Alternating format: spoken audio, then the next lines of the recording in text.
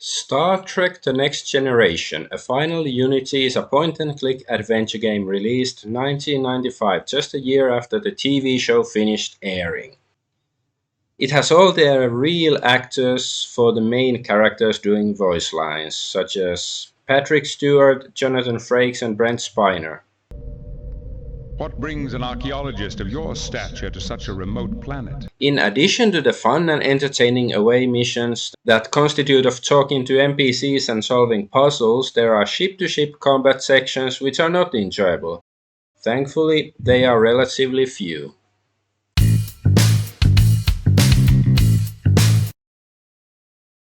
The away missions are fairly straightforward adventure game affairs, except that the team consists of 4 characters instead of a single protagonist. You get to choose the characters you bring, for the most part. There are a couple of missions where Captain Picard insists on coming. I believe that on the easiest difficulty the game chooses the optimal away team for you, however I had no issues figuring out a functional team myself before beaming down. Some characters have different abilities, such as Jodie LaForge is obviously good at engineering stuff, and Dr. Beverly Crusher is adept at medicine. But it remains unclear how much actual variety is there in gameplay depending on each away team composition, or what special skills might characters like Riker or Worf have. At least some missions have the option of finishing it by doing the bare minimum or with flying colors. For example, in the first mission, you beam down to a damaged space station where the experimental engine core is about to blow up. You can either jettison the core or fix it, earning the gratefulness of the scientist who built it, although I don't think it has any effect on the game later on. The controls are fairly simple. There are 4 commands for the selected character: eye for looking, hand for using or taking objects, mouth for speaking, and foot for walking. On top of that, you can use items to solve problems. No problem requires 2 characters to act simultaneously, such as one distracting a guard while the other pickpockets his keys. In practice, Final Unity could easily have a single character controllable by the player while the others hang in the background. And you could use their special abilities the same way you use items when necessary. Data, use your strength to open that door. Or Jordy, fix that thingamajig. The puzzles are reasonable for the most part, not too much moon logic, nor are they too easy. Some are very Star Trek appropriate that require resorting to technobabble. You'll find a bunch of items on the station with complicated technical names such as phase inverter, coupling, and flux router. However, you only have to use 2 of them. The scientist tells you clearly that first you use the phase inverter coupling and then the wave reduction converter. Even if you are completely technobabble illiterate, you just have to pay attention to solve the problem. Walking in Final Unity is slow as molasses by default. Luckily, you can speed up the characters by holding down the shift key. Figuring it out took me a couple of hours though. When not doing away missions, the crew is naturally aboard the Enterprise. Outside of the ship-to-ship battles, there is some gameplay aboard the flagship of the Federation. You control Picard. He can either talk to other bridge officers, Riker, Data, Worf, or Troy, although usually they merely advise you to contact Starfleet. On a few occasions, they actually say something meaningful and necessary to advance the plot. If you have guests on board the Enterprise, you can talk to them by going to the conference room.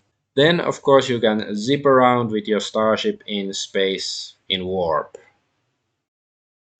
Outside of the bridge, there's only engineering, transporter room, and holodeck. Engineering is only for fixing things, and the only thing I did there was automate Geordi to take care of things for me, so I didn't have to worry about how all of that worked.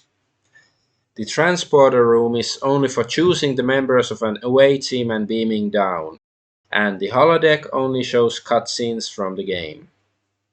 The space battles are not enjoyable.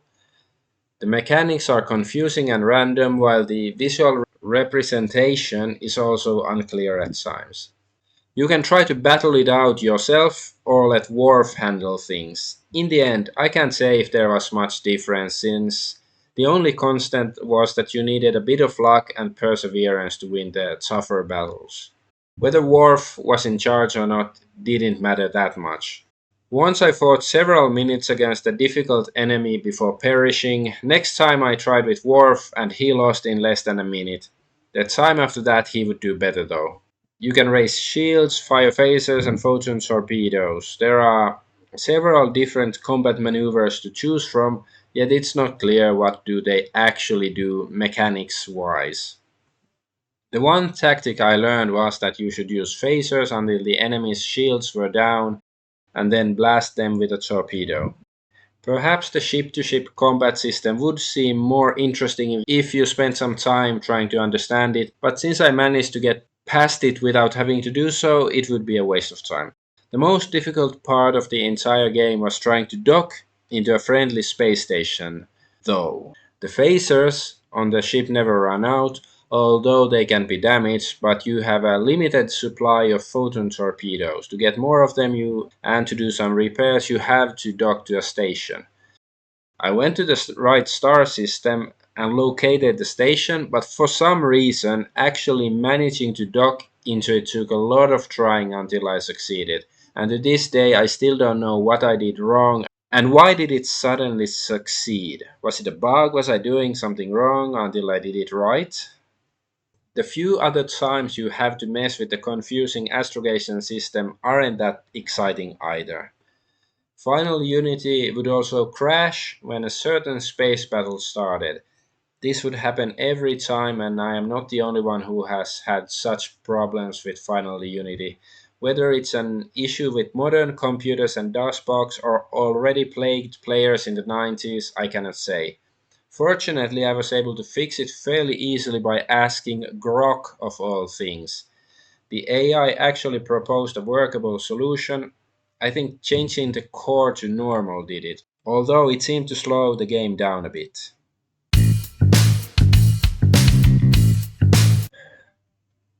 The story of Final Unity is a bit all over the place, but it is entertaining. A scout ship crosses the neutral zone with a warbird following it, although it's not a Romulan one. It's a Garidian, a minor race living in the Romulan territory, basically discount Romulans. The Enterprise beams aboard the three fugitives from the scout ship and beats the warbird in battle. The three fugitives are looking for the fifth scroll of the Lawgiver. Garid's society has four scrolls to tell them how to organize their society, but the fifth one is a controversial and mythical one granting the plebeians in their world more rights. One of the fugitives is an academic, the second is a political revolutionary, and the third one is the son of the warbird Captain Pentara. The academic mentions a Vulcan archaeologist Shaynak who might know more about the scroll. Enterprise sets course for the planet where Shaynak is, but then they receive a distress call. Ugly-ass Klingon reject claims that Merton's orbital station has been attacked by an unknown vessel. Alas, the archaeologist will have to wait. Riker's away team beams down. A woman has been trapped underneath huge cables. A little bit of phaser work and using the station's teleporter allows Crusher to tend to her injuries. The station's life support is failing, but the woman gives the away team the security access code to mess with them. So mess with them Riker will. In the engineering section is a strange craft of some kind sucking energy from the station. Curiously, it seems to be able to fool sensors and tricorders like a chameleon. Data has to turn off power from the section so the intruder flies away.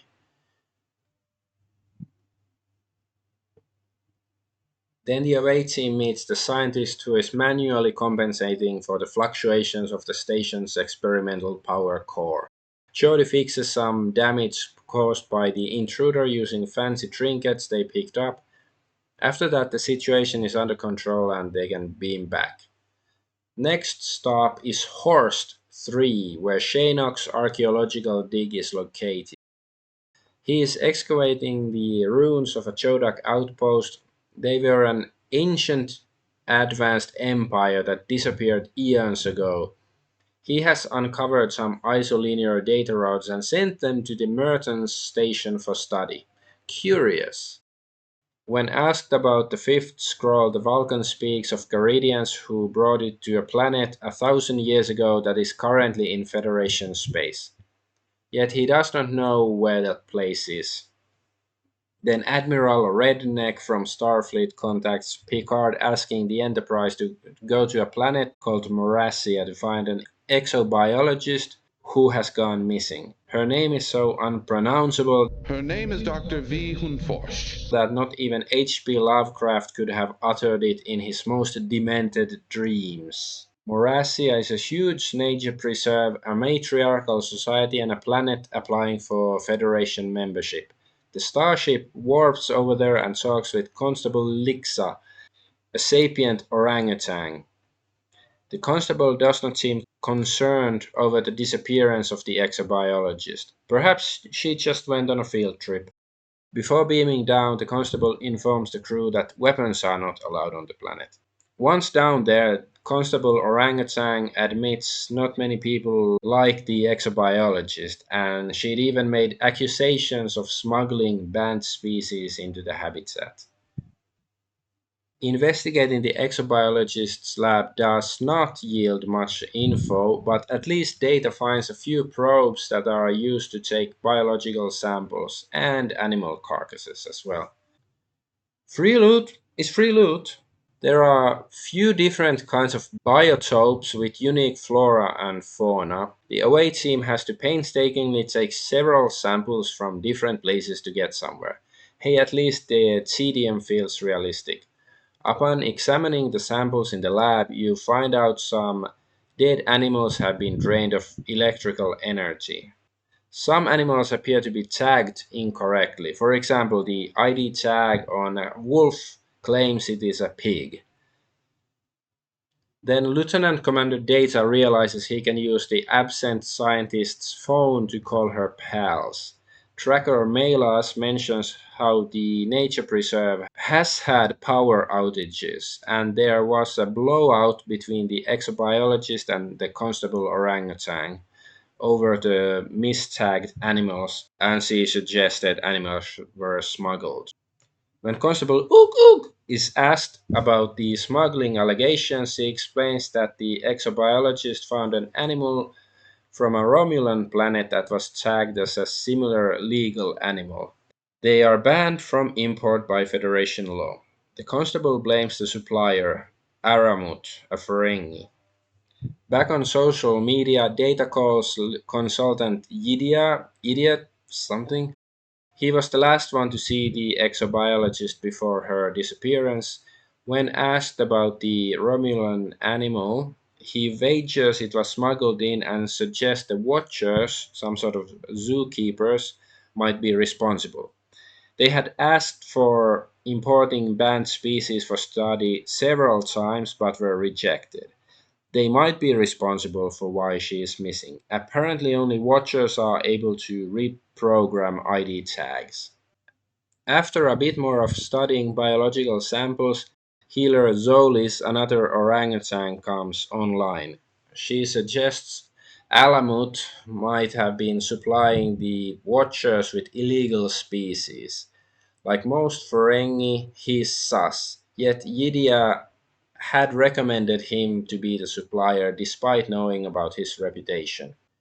The healer Tang mentions that some Watchers are in a coma since they were exposed to a neural energy draining explosion.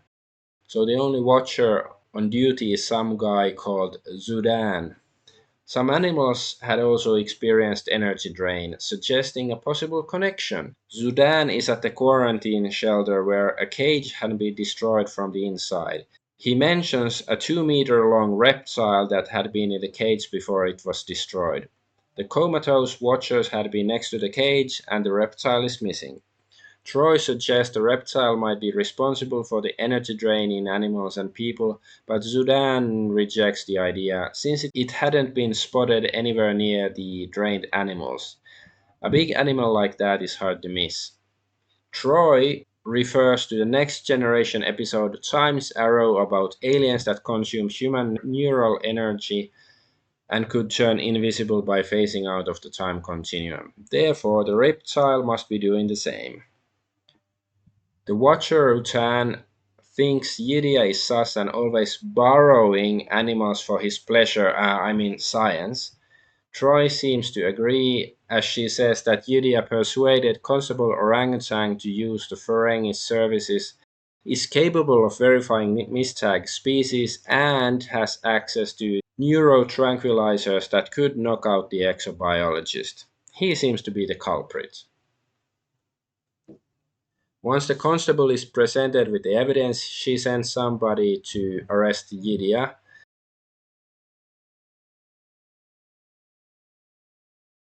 But he beams to the Ferengi ship instead. Her deputy or something finds the exobiologist drugged and gagged in his lab. Doesn't seem like any crime was committed after all. They were just into some kinky stuff, you know? After the exobiologist is safe, she says the reptile has to be recaptured or it's gonna wreak havoc. The away team has to take a shuttle through the planet core or something to flick a switch, then come back. At the quarantine shelter, the away team lures the reptile into a pyramid-shaped harmonic collector with good vibrations. Bada beam, bada boom, the mission is done. Except when they beam back, the Enterprise still has to go after the Ferengi Aramut. However, one of the Garidian guests says the reptile sounds like a Varanach, a Garidian creature, but they've been extinct for ages. The followers of the lawgiver brought indigenous animals with them to their new home, so perhaps the animal is from there. Riker announces the Ferengi should be at Choward 3. Aramut is a good boy who didn't do nothing. After Picard accuses him of trafficking creatures from Romulan space, he says they were from a place called Phrygia.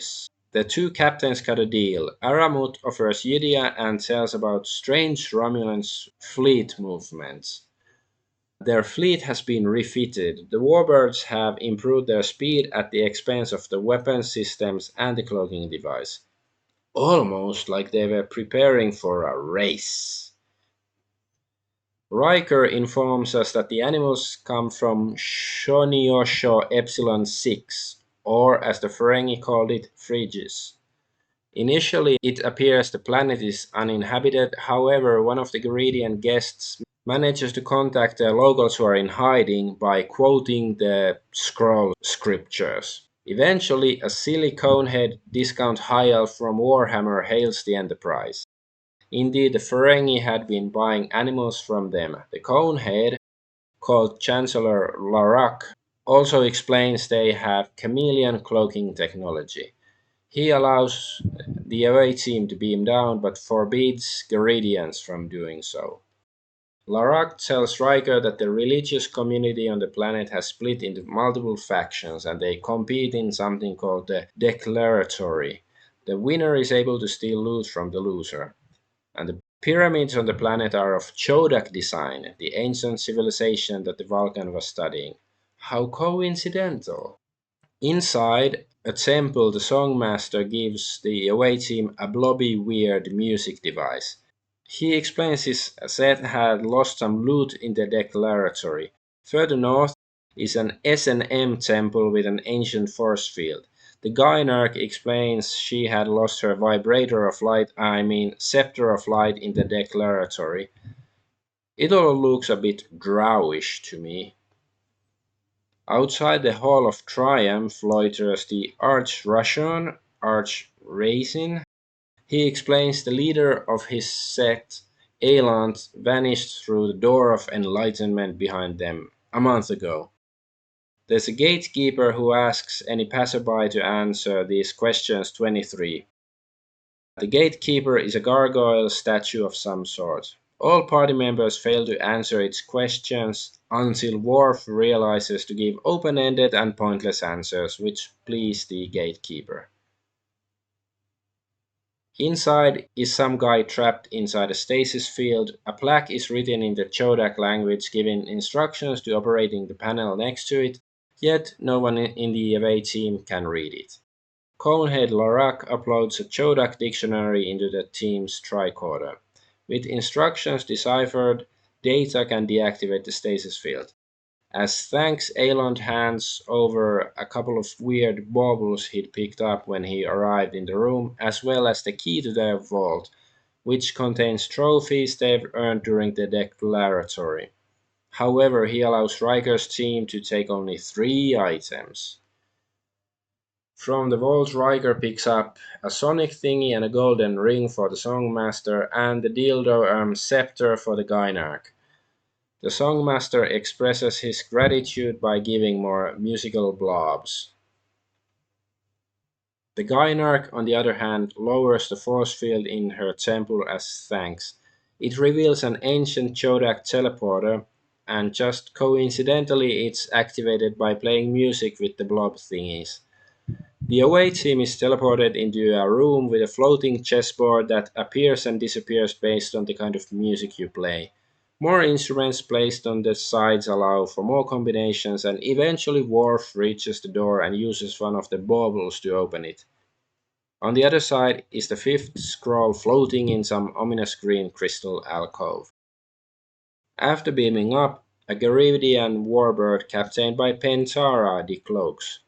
She tells a secret subspace message had been sent from the Enterprise to Garidian rebels over the discovery of the scroll, resulting in a revolution erupting on their planet. The 3 Garidian guests agree to boarding the warbird, however, and heading back home to deal with the political turmoil. Next up, an emergency transmission comes from Starfleet. A Romulan fleet had crossed from the neutral zone into Federation space. The Federation is now at war with the Romulan Empire. Dun dun dun. The Enterprise has to head to Outpost 123 to report to Commander 4chan. She informs the crew that Romulans seem to be headed to Retardis Nebula. The next mission is protecting Relay Station 666 from Romulans. 3 Deridex warbirds approach the comm relay, but only one of them wants to tussle with the Enterprise. They destroy the Enterprise and... no, wait, that's not how it happened. The Romulan ship is crippled and they blow themselves up. Next up is helping a Klingon ship defending an outpost at the Balin system. Upon meeting with the Klingon ship, they've already defeated the Romulans and taken prisoners. The prisoners mentioned an ancient Chodak weapon they were presumably after. The Romulans appear to be heading towards the Retardis Nebula, as previous reports had suggested. Commander 4chan suggests Picard investigates the mythical Chodak weapon further. A bit later, a distress message arrives from Chancellor Larak, the Conehead. A Romulan warbird has invaded the system. The Enterprise blows up the Deridex, then Picard beams down to the planet. Lorak explains the chameleon field is based on Chodak technology. He also gives the captain an isolinear rod Chodak key for activating computers. And finally, we hear exposition about the Unity device, which was, according to legend, the crowning achievement of their technology that allowed the Chodak to control their vast empire. Not much is known about it except it was a super weapon of almost unlimited power. A pretty lame name for a super weapon, if you ask me. When they lost the device, the empire collapsed almost immediately. The planet Alanor, the center of Chodak bureaucracy, is also mentioned. The planet Phrygia was apparently inhabited by rebels against the Chodak orthodoxy, who referred to Alanor as the seat of evil and wanted to destroy the Unity device. After all the exposition, the away team beams back up. Next up is Horst 3, where Shinnok was doing his dig. On the way, the crew discusses what they found out. A Chodak data crystal Lorak had given them mentioned a freighter called Wrinkle. This might be somehow relevant later on. More Romulans show the explosive capabilities of their ships. Boom! Shaynak is no longer on the planet due to their Romulan incursion, and has left behind an automated message. Picard and pals beam down to dig. Inserting the isolinear rod into a console reveals some sort of star map. The away team also discovers an ancient subspace telescope used for making astronomical observations. Apparently, it was pointed at one section of the Retardis Nebula 700,000 years ago. A sudden message from Starfleet announces that alien craft have crossed into the neutral zone. They appear to be pursuing the Romulan fleet. The Enterprise heads to intercept them to protect outpost number Who Cares. Not only are the vessels difficult to defeat, but they cause the game to crash until tweaking DOSBox. Thanks to the Chodak star chart from Horst 3, the location of Alanor, the bureaucracy planet, has been discovered. It's located in the neutral zone. Although the treaty with Romulans seems irrelevant at the moment, Picard notes that there are exceptions that allow them to cross the zone for scientific research. Before beaming down on Alanor, the arduous task of trying to dock into a space station falls upon the Enterprise. After that, though, it's time to explore Alanor. Picard insists on leading the away team. There's a drone with some sort of device attached to it, freezing its logic circuits. If the device is removed, the drone awakens and demands the away team to relinquish their phasers. Let's not remove the thing just yet then. There are also the vaporized remains of a Romulan. A shipping chart on the wall mentions the Wrinkle. There are a bunch of alloy seals on the ventilation duct that have to be removed with a phaser to continue. In the next room is a computer that needs the isolinear rod and a programmer thingy inserted into it. It allows the away team to activate a repair drone and an injured drone. From them, via use of tricorder, they can learn the code to deactivate drones. So back to the start to remove the logic inhibitor from the security drone and then put it to sleep. Deeper into the complex was a door that refused to open. A drone flying towards it causes it to open briefly. With the use of the deactivation code and logic inhibitor, the door can be kept open indefinitely. A drone charging station is next up, but a dormant drone is blocking the way. Even with it gone, the away team cannot pass as the recharging plate is electrified. So they have to drain the recharging station's battery and then shoot the station with the phaser to get past. Right after that, the away team encounters weird aliens in floating pods, the Chodak. It appears not all had gone extinct. They profess to be caretakers of the planet. With a bit of diplomacy, a firefight is avoided, and the Chodak are willing to cooperate. They give exposition while the away team follows. The Chodak Empire disappeared because the dissidents managed to remove the basis of their power, the Unity device. Then second-class races joined the rebellion as well. One Chodak sacrifices himself to deactivate the security system ahead.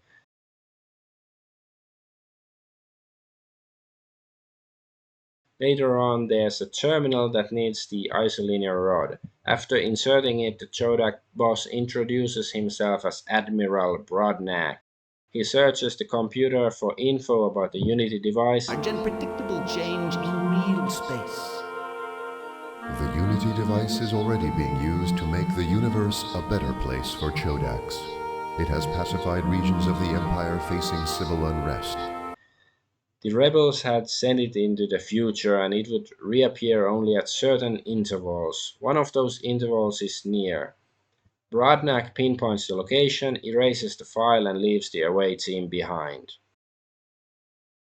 The Chodnak, injured by the security system, is not dead yet. Data uses the medikit to synthesize a stimulant to bring him back to consciousness. He reveals the security code, just like back on the space station at the beginning of the game. Data deactivates all security, then the away team heads back, where it has to mess around with the alien teleporter to get back to where they first beamed down. There, Data figures out the location of the Unity device due to the shipping lanes of the freighter Ringu. It's a place called Dar Nogal. Sounds like an abomination that is a mix of a Ferengi daimon and a Cardassian gull. Then it's beam up time. Dar Nogal is somewhere within the Retardis Nebula, but it's a huge patch of space. Heading to Guramba Pulsar to do some triangulation, a few Romulans attack. Upon arriving, they find no pulsar as it had collapsed into a black hole 30 years ago.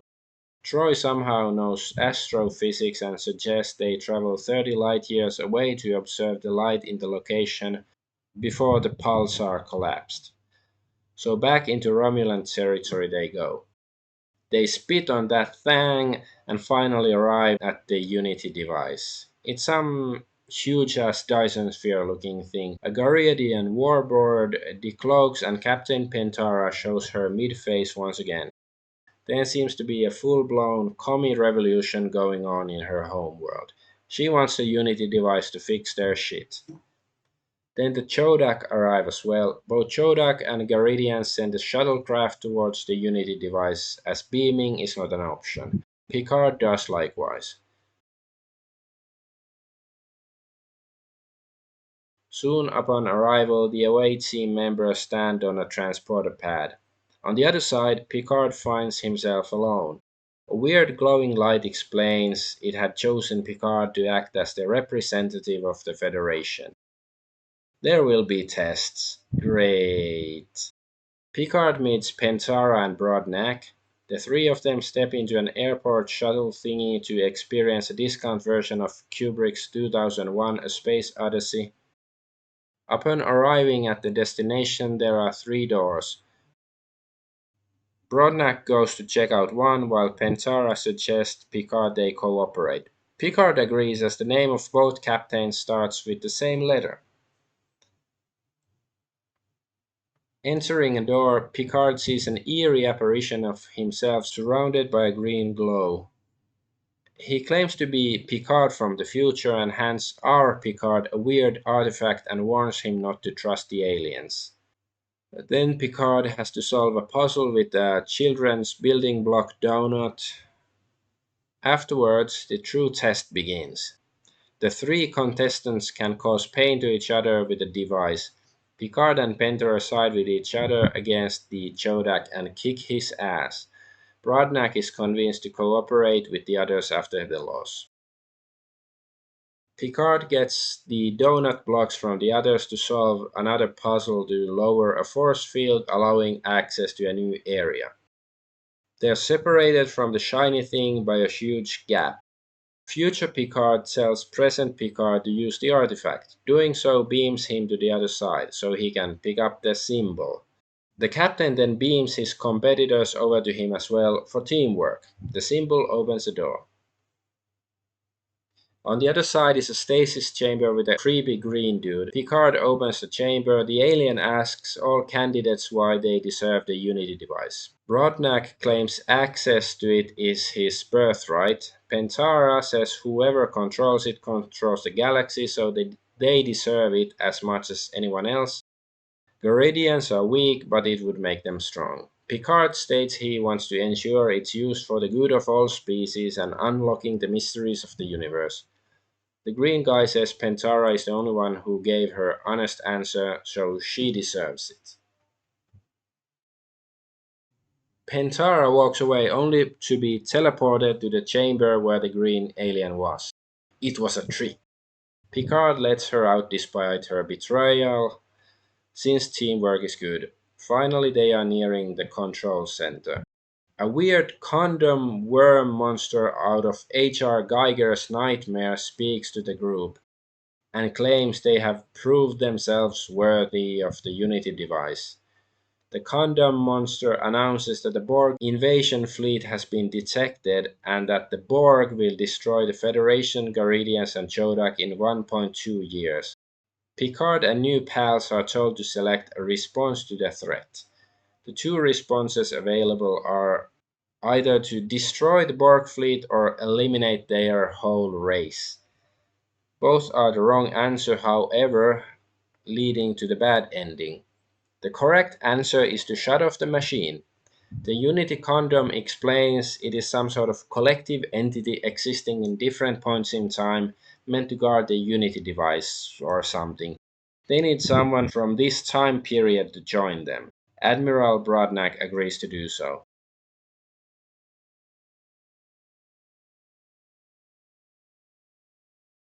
Picard gets to join the others at the Enterprise. Happy, happy, joy, joy ending. Yay!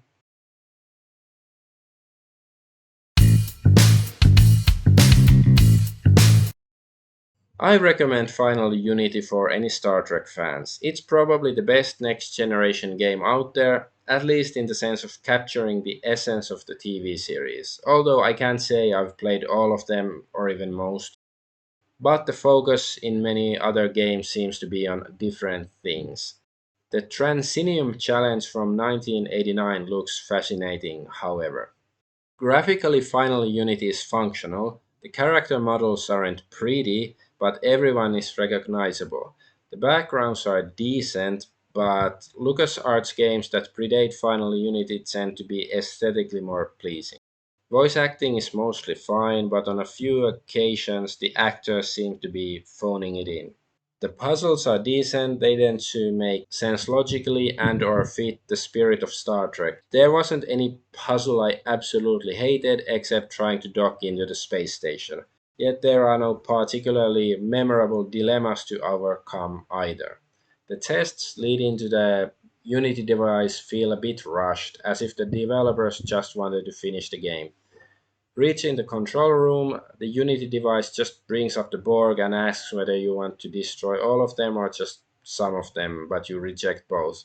I understand the point they're trying to make. This was the lazy way of doing it, though. The story isn't amazing. There are interesting themes, certainly, such as archaeology relating to ancient civilizations of Chodak and the Garidian Scrolls. There are political tensions with Romulans, there's mysteries to solve, yet if it was a TV show episode, all of it would feel very tacked on and confusing. Final Unity is a game, though, with more focus on providing challenging content and action, so some of it is excusable. TV series and video games have different methods for storytelling. In the game, the Enterprise destroys several Romulan warbirds, but I don't recall a single such incident from the show, even in alternative timelines. Things are basically dialed up to 11. Suddenly, Federation is at war with the Romulans, and an ancient superweapon is discovered that makes the Iconian gateways and Tox Uthat paling in comparison. Some restraint would have been nice, but it's not too egregious. Unity device is a lame name for the ultimate superweapon, though. The space battles simply sucked. Final Unity would be better without them. At least they're not too painful to get past. Navigating in the Astro map is also confusing the few times you have to do it. Usually, though, Picard simply tells the con officer where to go automatically. Overall, though, Star Trek The Next Generation, A Final Unity does manage to capture the feel of the series fairly well. There are a lot of rough edges, but the entire package put together is worth trying out. The largest disappointment is that there is no sequel. Whether it's Picard's Enterprise or another starship's crew, Star Trek adventure games like these work well. There are a couple of such games based on the original series after all. Ensign, set course for the next decent yet occasionally annoying game. Engage!